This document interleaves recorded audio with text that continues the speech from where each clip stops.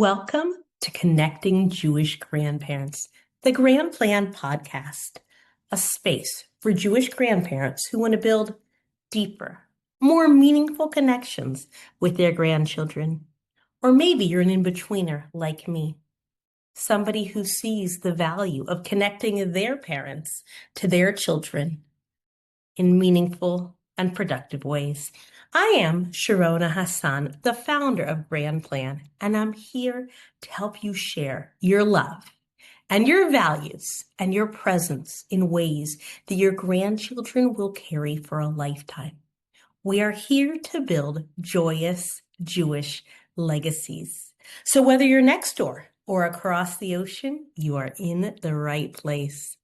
Welcome. I hope that today you will learn something that helps you to be the grandparent you want to be. I am not exaggerating that this is the most important Torah portion for grandparents. I mean, maybe you personally relate to another one, but in the big category of grandparents, this Parashat Pinchas is the portion for you. So buckle up because there is a lot to cover, but this episode is the one to share. So if you're new because someone shared it with you, welcome. I'm really thrilled that you are here in empowering Jewish grandparents in joyful, intentional connections. I'm excited about Parashat Pinchas for many reasons, and we'll unpack those in this episode. But one of the things that's cool about it being the moment for grandparents is that this is also the week that Jews in Israel and Jews in the diaspora are reading the exact same words of Torah, Parashat Pinchas, which has not been the case since the holiday of Shavuot more than a month ago. So now, when we're talking about grandparents, it is the time where the whole Jewish family all around the world are reading, saying, learning, and appreciating the exact same text. I often refer to the weekly Torah portion as the Great International Jewish Book Club. So I'm thrilled that we are all reading the exact same chapter this week, the chapter that is about you. All right. Okay. Said this is a big one. So if we start with Pinchas, all right? I said that's the name of the Torah portion. And I mentioned recently that it isn't so often that the Torah portion is named for an individual. So we're going to hear about Pinchas, but really the same theme comes up over and over throughout the entire Torah portion. Not once, not twice. Really, it's every few paragraphs. The Torah is essentially asking the same question in a different way. What do we inherit? What do we leave behind? What is our legacy to receive? What is the legacy that we transmit in the future? So as we go, you're going to keep asking that. And really, when today's episode is over, I want you to ask yourself that question. What is the legacy we receive? The inheritance that we received? And what is that legacy and inheritance that we give forward? All right. So I said the Torah portion is called Pinchas. We actually encounter him last week's Torah portion at the very end of Parshat Balak. When he does something radical, he's described as a zealot. But last week and this week, when we talk about him, it's not just, oh, here's Pinchas. Pinchas, every time he's described, well, at least last week and this week, is Pinchas, the son of Eleazar, the son of Aaron, the high priest. Every time we meet him, it's not just him. It is him and his father and his grandfather. The Torah wants us, needs us to be thinking about generations and the connectedness between them. Aaron has just died in Parshat Chukat. We are mourning him very actively. We have lost him, but we haven't. We haven't lost him because his influence is so clear. It's clear in the entire nation for all of the Jewish people, but it is most clear, most apparent in, obviously, his grandchildren, his grandson, and the Torah. The Almighty needs us to see that intergenerational impact. I don't need to go too much into what Pinchas did, but if you don't have much background on it, you would think maybe it's not even positive. Maybe it's aggressive or destructive But what does the Almighty say about it? He says that he is giving Pinchas a brit shalom. The phrase brit shalom sounds like something you would have heard before. Okay, we know a brit, a bris. Every grandparent knows what that is. And shalom, we all know what that is. And yet, this phrase, brit shalom, it is the first time and actually only time that is used in the Torah. It is later in the Tanakh, in the Nevi'im and Ketuvim. But this is it. The Brit of Shalom, the covenant of peace. Why is what Pinchas did, described as peace? Well, the phrase that is used again and again to describe Aaron in his life and in his legacy is Ohev Shalom, Rodef Shalom. Aaron, the high priest, the brother of Moshe, was famous for being a lover of peace and a pursuer of peace. Aaron loved peace, pursue peace. Now we meet his grandson, Pinchas. And Pinchas, is not a carbon copy of his grandfather, not at all. And yet, he is carrying forward his grandfather's mission. The Torah says it. God says it. You are continuing this covenant of peace. And the Torah goes on to explain that this legacy will continue for all generations, that the line of the Kohen carries this brit, this covenant of peace. Legacy is not photocopying. It isn't that Aaron's offspring have to do exactly what he does. Pinchas is not Aaron, but it is the faithful transmission, the giving on of the values of Aaron that manifests differently in his grandson, but his grandson adheres to.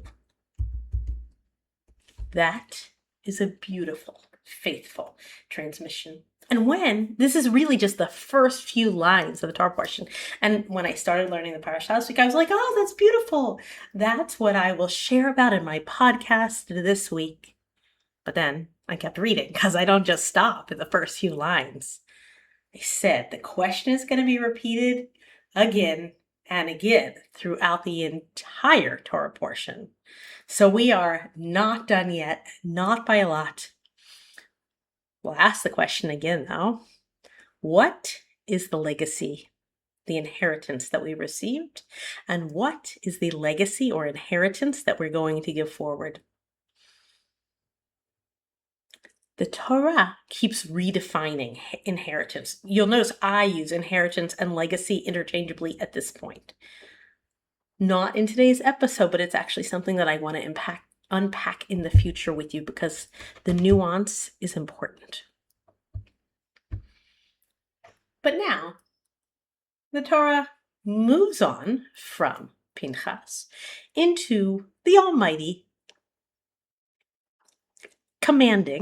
requesting a census. Now, you would think that a census, It's just a population survey. It's just a counting of people. And it's not the first time we've done it.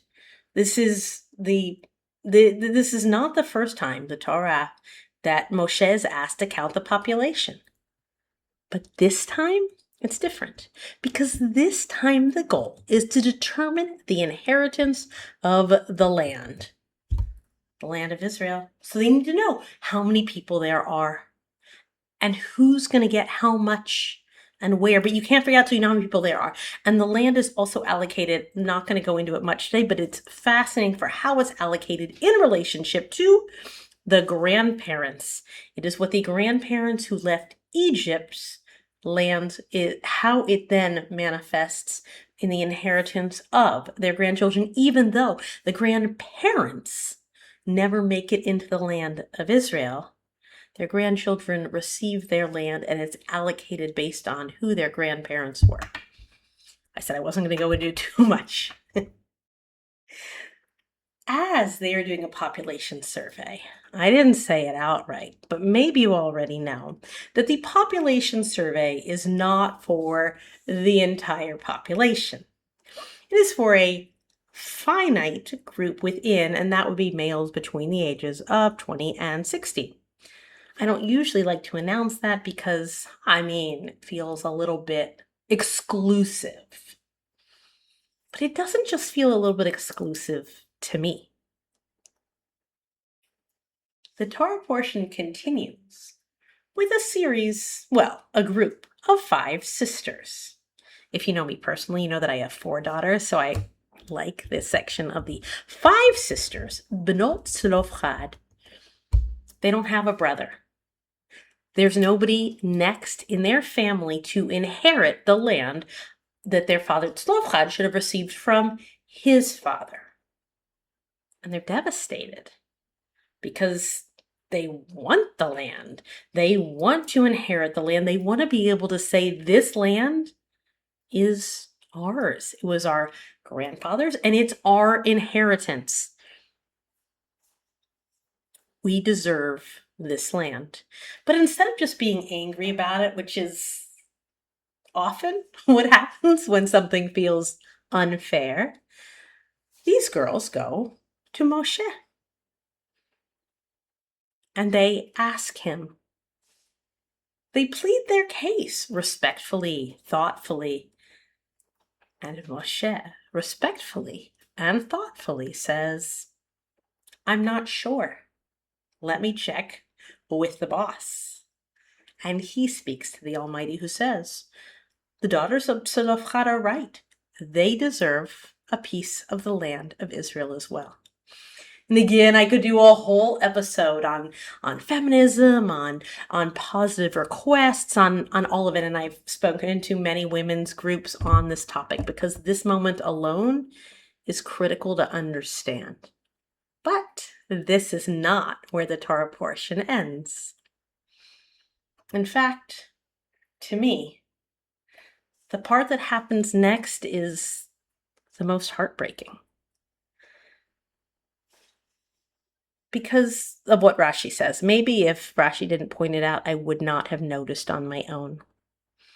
But after Pinchas following in his grandfather's footsteps, and after the population survey to see who's going to inherit what of their grandparents' inherited land, and after the daughters of Tzlofchad say, what about us? We want part of this too. Then Moshe says to Hashem, who is going to take over after me? Rashi says that when Moshe saw that Hashem said, the daughters of Tzlofchad are right, they deserve an inheritance. They should get a piece of the land too. That inspired Moshe to ask directly for his inheritance, for his legacy to transmit forward. Who is going to continue and inherit his life's work? We spoke about in Chukat how Hashem has said that Moshe will not enter the land. So, Moshe has just watched his nephew Pinchas, his great nephew, Pinchas, really respectfully take on Pinchas's grandfather, Moshe's brother's role. So obviously, this would be Moshe's time to say, are my grandsons going to take over for me? Are my sons going to take over for me? Are my descendants going to continue my role? Is that my legacy? And Hashem says, it's going to be Yehoshua bin Nun, one of the two good slaves. Not family, not blood. A student, a disciple, his trusted everything. But this is, in my opinion, hard and painful. And yet, Moshe is able to accept it. One might think that now we have looked at this question enough times. What is my legacy? Or in the Torah, what is inheritance? What do I receive? What do I give? Because at this point, now the Torah takes a bit of a shift of what is happening. We did Pinchas, we did the population survey, we did the daughters of Tzlofchad, we do Moshe actively handing over his role to Yehoshua of resting his hands on him. And then, after all of that narrative, the Torah gives us 70 verses about Shabbat and all of the festivals, which korbanot, which sacrifices are brought, and it's Sukkot, it's Shavuot, it's Pesach, it's all of the Torah commanded mitzvot, chagim, holidays, festivals are outlined for 70 lines. Why is it there? Because inheritance isn't about leadership. It isn't about assuring that your son and your grandson, that your daughters and your granddaughters are pursuing your role exactly or at all. Sometimes what lasts, the legacy that you give, is the rhythm. The things that families do together every year that you did, that your parents did, that your grandparents did.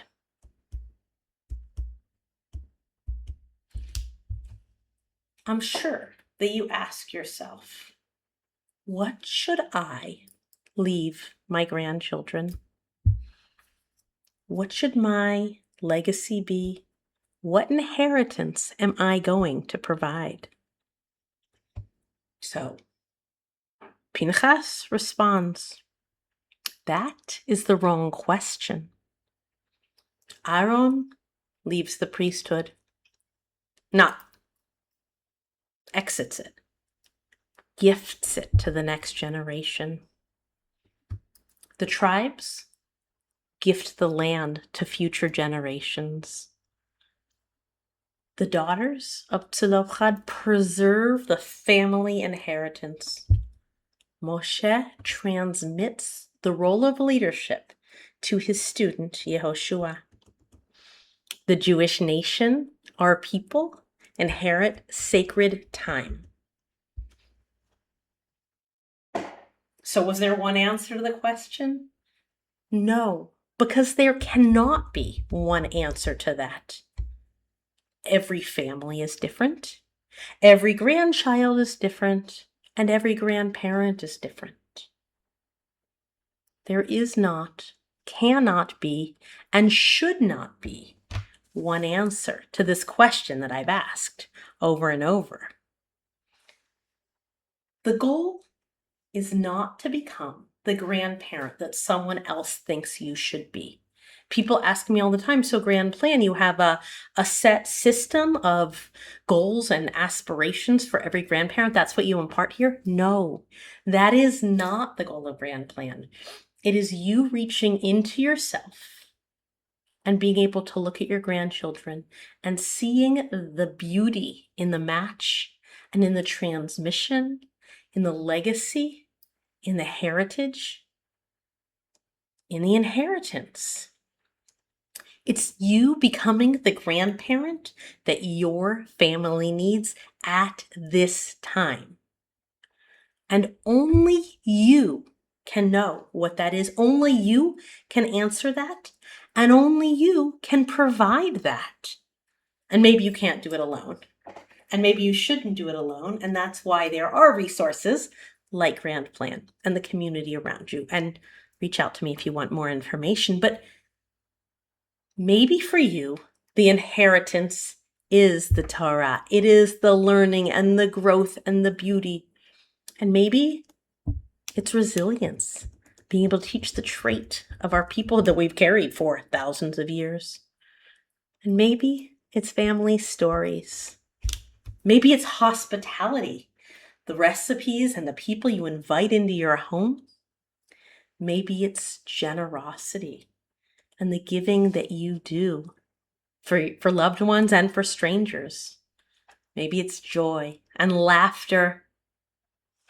And maybe the bottom line and the most important thing that it can be, that it's simply making every grandchild feel completely known and appreciated and loved. That maybe is the rubric that I will require, but only that, because there is and should not be a universal answer, but there should be an intentional one.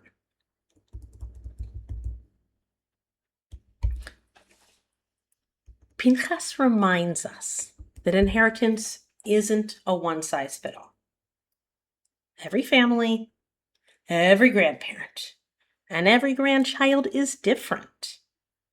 The question is not whether you have something to pass on. Of course, you have a myriad of incredible things to pass on. You do. The question really is whether you have decided to take the time to figure out what it is and how to do it. Because becoming the grandparent that you want to be, yes, I offer the course in that, and I hope you'll join me in a future session. But really, in the practical, in the right now for you, becoming the grandparent that you want to be begins with you deciding what inheritance only you can give and what it is that your family, your whole family, yes, your grandchildren, but what they need from you that you can give them. That is the gift of the message of Pinchas this week. That is what makes this the ultimate episode for grandparents. The Almighty lines it out for you in a way that's so clear. I find that many episodes, this is an important message for grandparents and for everybody, that when we're looking at the Torah about our emotional journey, it's pretty relevant to a lot of different people. Listeners tell me, oh yeah, I appreciate what you said about grandchildren, but I really applied it to this relationship with my friend, with my spouse. This legacy, this inheritance, this week's Torah portion, Pinchas, is about your role as a Jewish grandparent and how you can best utilize who you are and who they are. Just to take it back from the top in case you got lost a little about the way, Pinchas follows, not in a carbon copy, but he follows his grandfather Aaron's legacy, and the Torah describes that as a covenant of peace. And then that is for all future generations. From that, we look at the land, what you can physically inherit, something that you can appreciate and touch and enjoy. And I'm not going to go on a rant about my love of Israel, but that's part of it too. Then we have the daughters of Tzlopchad, that sometimes you have to stand up and really make a statement about the inheritance that is deserved, and advocate and act to make that happen. Then we have Moshe, whose legacy is the people, but not his own family. And I think that there are a lot of grandparents out there that can relate, that their children and their grandchildren are not ready for what they most want to transmit. And so for now, much of their energies are transmitted to the community around them, to others who do appreciate it this time. But that does not mean you give up on it. It does not say that Moshe then had nothing to do with his offspring. They just didn't take on that role of his. But what they took on, and what we all take on, is a connection to the rhythm of the Jewish calendar, that collective legacy, inheritance of our Jewish year, our festivals, our times together. Thank you for joining me in this week's episode. I hope that you can take the time to rate, review, and share. Really, please share today's message, because I know that there are, grandparents around the world who would benefit from hearing more about themselves and their role and their legacy. Have a great week.